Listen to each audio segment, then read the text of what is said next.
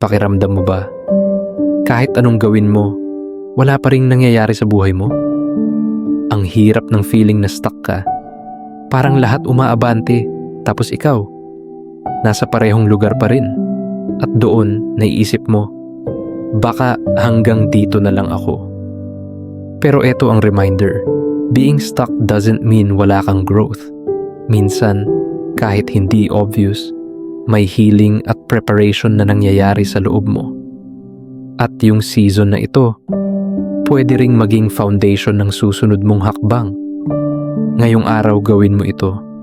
Piliin mo lang ang isang maliit na bagay na kaya mong gawin. Pwedeng simple nga maglinis ng isang sulok ng kwarto, mag-journal ng isang page, o maglakad sa labas ng 5 minuto. Minsan, progress starts with the tiniest step. Kung pakiramdam mo stuck ka sa buhay, follow mo ako. Sabay tayong gumalaw muli, one soul step at a time.